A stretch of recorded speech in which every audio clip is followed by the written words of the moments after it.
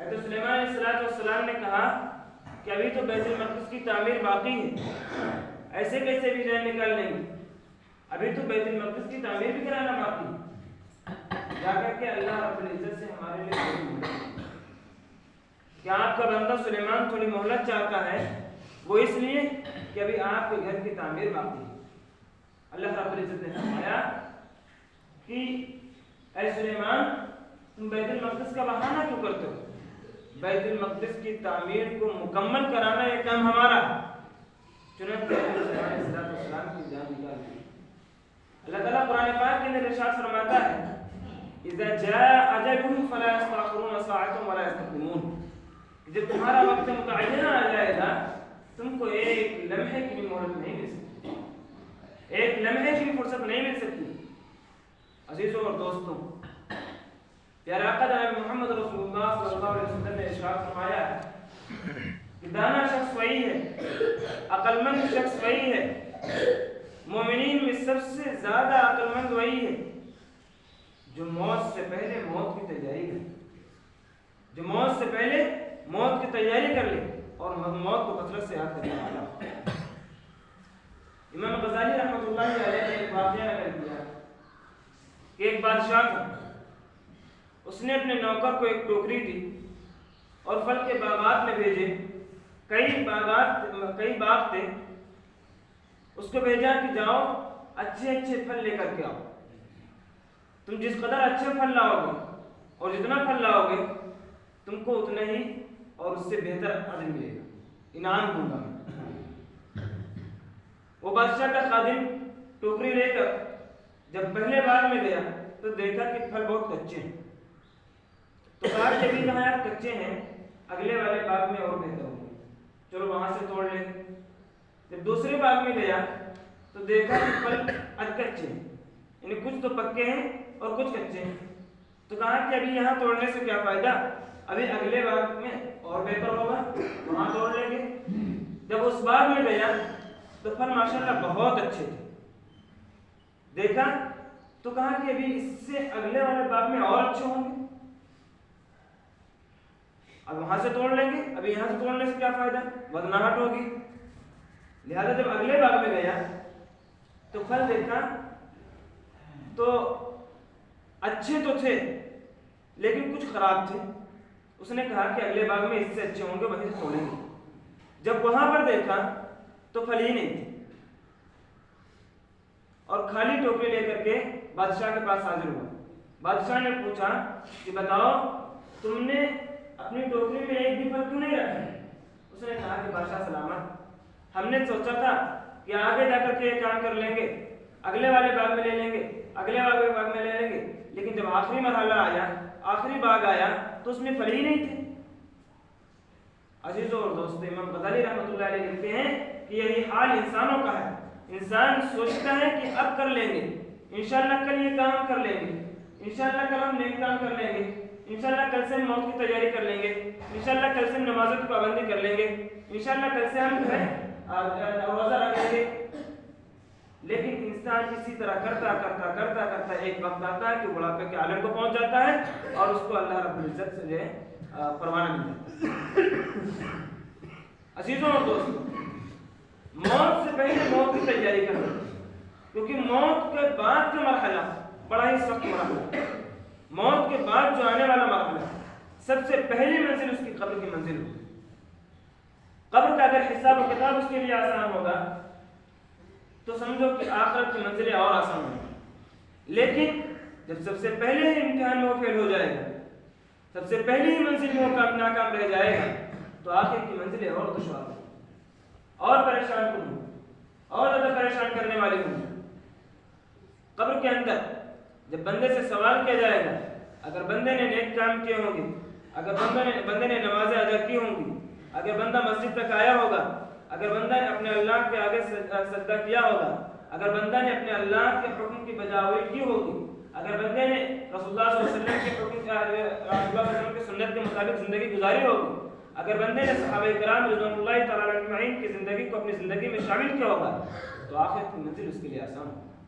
कब्र में उसको फरिश्ते कहेंगे कि तेरा आना मुबारक हो, तो जब मेरी पुष्ट पर चलता था तुम तमाम बंदों में सबसे महबूब तरीन बंदा तू ही था, और मैं रोज अल्लाह रब्बुल इज्जत से दुआ करते थे कि अल्लाह इस बंदे को तुम मेरे पास भेज। लेकिन जब कोई फासिक और फाजिल बंदे को के हवाले किया जाता है, जिसने अल्लाह की नाफरमानी की होगी, जिसने नमाजों को छोड़ा होगा, जिसने सहाबाए कराम की इत्तिबा की ना की होगी, जिसने रसूलुल्लाह सल्लल्लाहु अलैहि वसल्लम की सुन्नत को अपनी जिंदगी में शामिल न किया होगा, तो जब वो बंदा कब्र के हवाले किया जाता है तो कब्र कहती है कि तेरा आना ना मुबारक हो, जितने लोग मेरी पुष्ट पर चलते थे सबसे मनहूस तू ही था, अब जब तू मेरे हवाले किया गया है, अब मैं देख तेरे साथ क्या सलूक करता हूं। अजीजों और दोस्तों, हदीस पाक में है रसूलुल्लाह सल्लल्लाहु अलैहि वसल्लम ने फरमाया कि कब्र उसको दबोचती है तो उसके दाएं तरफ की पसलियां बाएं तरफ में मिल जाती है।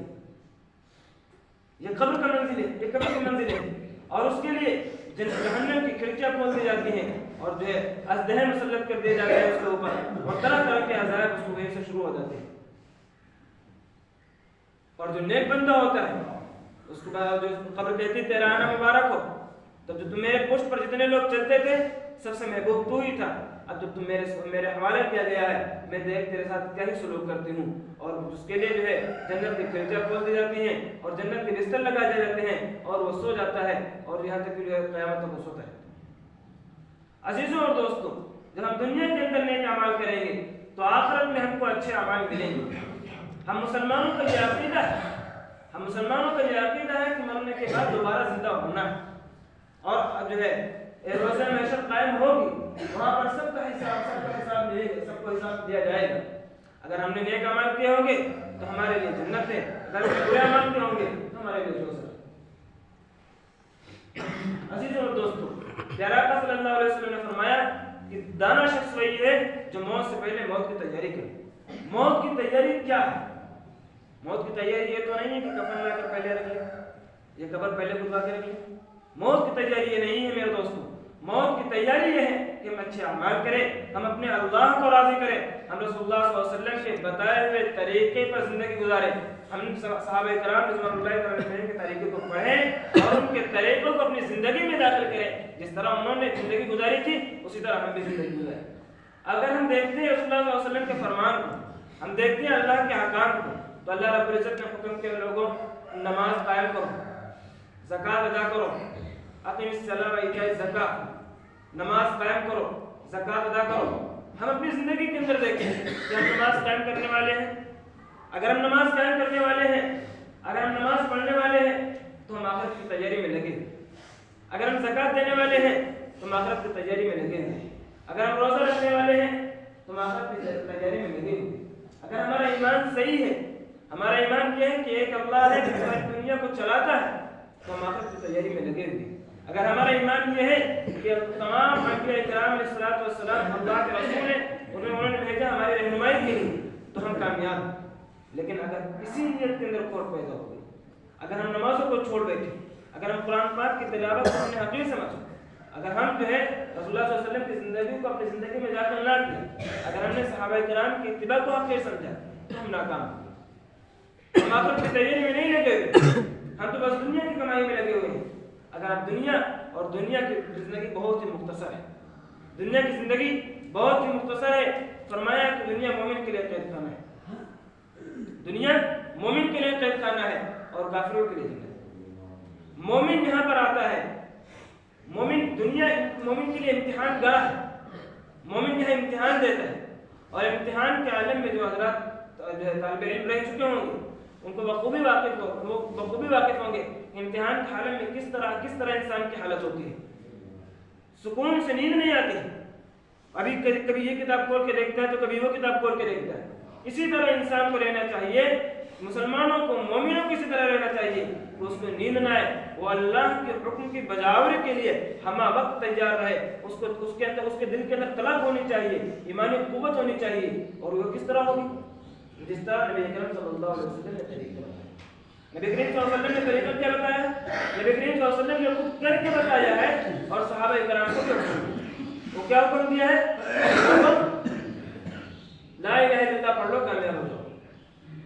आज वसल्लम ने लोगों के अंदर जा करके ये तबलीग की, क़ुलू ला इलाहा इल्लल्लाह तुफ़्लिहू, लोगों ला इलाहा इल्लल्लाह पढ़ लो, कामयाब हो जाओ।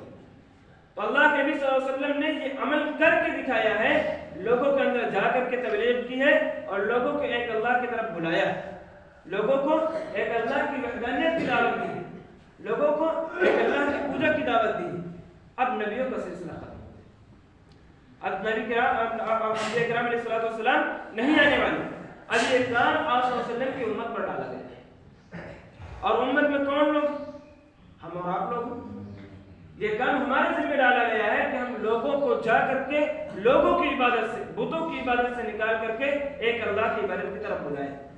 अब यहाँ पर ये सवाल खड़ा होता है, अगर एक अल्लाह की इबादत की तरफ बुलाना है तो हम ही लोगों को क्यों बुलाया जाता है?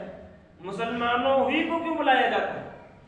जाकर के काफिरों के अंदर तबलीग की जाए, हाँ की जाए, जरूर की जाए, जरूरत है इस बात की, लेकिन उससे पहले जरूरत है हमको अपने माशरे की जिंदगी को सुधारने की। हमारा माशरा बहुत ही बड़ी खाई के अंदर गिरा हुआ है, धोखे में पड़ा हुआ है। हम जब अपने माशरे के अंदर दुरुस्ती पैदा करेंगे तो जो अगयार हैं, जो गैर लोग हैं, वो देख कर जुग दर जुग लोग इस्लाम में जाते हैं। लेकिन जब हमारा ही माशरा खराब होगा, हम उनको किस बिना पर दावत देंगे? हम उनसे कहेंगे चलो भाई नमाज पढ़ो, एक अल्लाह है उसकी इबादत करो, वही पूरी दुनिया का खालिक है, वही पूरी दुनिया का मालिक है, तो कहते हैं मौलवी साहब आप कहते हो ये बात, और तो वो भी मुसलमान है, वो देखो खेत में लगे हुए हैं, जोर की नमाज पढ़ने नहीं गए, और तुम कैसे कहते हो? भाई कहेंगे नहीं कहेंगे? हम उनसे कहते हैं कि एक अल्लाह की इबादत करो, तो कहते हैं अरे मौलवी साहब क्या बात करते हो, वो भी तो मुसलमान है, वो नहीं करते इबादत। लिहाजा पहले हमको अपने माशरे की सुधारने की जरूरत है। हमारा माशरा सुधरेगा तो लोग देख करके ईमान लाएंगे। सहाबा इकराम रज़ियल्लाहु अन्हुम की जिंदगी ऐसी हो गई थी कि लोग देख करके जुग दर जुग लोग इस्लाम में दाखिल हो जाते। जब हिंदुस्तान के अंदर इस्लाम आया तो सहाबा इकराम के रवैये से लोग इस्लाम में दाखिल हुए, तलवारों की बिना पर कोई इस्लाम में दाखिल नहीं हुआ। हिंदुस्तान के अंदर इस्लाम आया, यहाँ के जो है हाकिम लोग यहाँ की रियायत पर जुल्म सितम करते थे, उनके हुकूक छीन लेते थे, उनके ऊपर जुल्म का पहाड़ तोड़ते थे। लेकिन जब मुसलमान तिजारत की गरज से आए और जब उन्होंने इनके साथ अमल इंसाफ किया, उन्होंने इनके हुकूक को दिलवाया, तो लोगों ने कहा ये तो बड़े अच्छे लोग, लोगों ने कहा ये तो बड़े अच्छे लोग हैं। और यहाँ का जो बादशाह था, जो हाकिम था, उन्होंने मुसलमानों के लिए मदद की। किस लिए? हमारे अमाल की बिना हमने उनके साथ अदल का मामला किया, हमने उनके साथ इंसाफ का मामला किया। जब उन्होंने हमारे इंसाफ को देखा, हमारे अदल को देखा, तो उन्होंने हमारे लिए मस्जिद बनवाई और देखते ही देखते इस्लाम का एक किला मजबूत किला बन गया और लोग इस्लाम में दाखिल होते हैं। किस बिना पर? हमारी ईमानी कुव्वत की बिना पर, हमारी ईमानी हरारत की बिना पर। आज हमारा ईमान मेरे दोस्तों कमजोर हो गया, आज हमारे ईमान के अंदर बिगाड़ पैदा हो गया है। आज हमको अपने ईमान को संवारने की जरूरत है, अपने ईमान को बनाने की जरूरत है। हमारा ईमान बनेगा कैसे मेरे दोस्तों? हमारा ईमान बनेगा अल्लाह के हुक्म की बजावरी करके, अल्लाह के हुक्म को मान करके, रसूलुल्लाह सल्लल्लाहु अलैहि वसल्लम की जिंदगी को अपनी जिंदगी में दाखिल करें। वो किस तरह होगा? वो जो है मस्जिद में आए, नमाज अदा करें और यहाँ पर जो अमाल होते हैं दावत तबलीग के नाम से उसमें जुड़े। ईशा के बाद आपके यहाँ मुज़ाकरा होता है, वहाँ पर आए। फजर के बाद मुज़ाकरा होता है, यहाँ आए, हदीस पढ़ी जाती है, उसको सुने। हम अपना फारिग वक्त लेकर आए, जो यहाँ के पढ़े लिखे हज़रात हैं उनसे अपने कुरान पाक को सही करवाएं, उनसे अपनी नमाजों को सही करवाएं। ये है मेरे दोस्तों आखिरत को बनाने वाले अमाल। जब इन अमाल की पाबंदी करेंगे तो इंशाअल्लाह हम कामयाब हैं। और जो है अगर हमारे पास वक्त हो, जब वक्त निकाल करके महीने के अंदर 3 दिन अल्लाह के रास्ते में लगा दें। वो इसलिए कि जब ईमान सख्त पड़ जाता है तो उसको आज दिखाने की जरूरत होती है। आज कैसे दिखाया जाएगा? आज ऐसे दिखाया जाएगा कि हम अल्लाह के रास्ते में 3 दिन निकले और उसके अंदर अल्लाह के घर के अंदर क़याम करके, अल्लाह के आगे रो रो करके, अल्लाह के आगे गिड़गिड़ा करके, अल्लाह के आगे रो करके, अल्लाह के आगे गिड़गिड़ा करके हम मांगे और अपने ईमान की मजबूती की दुआ मांगे। तो बताया 3 दिन के लिए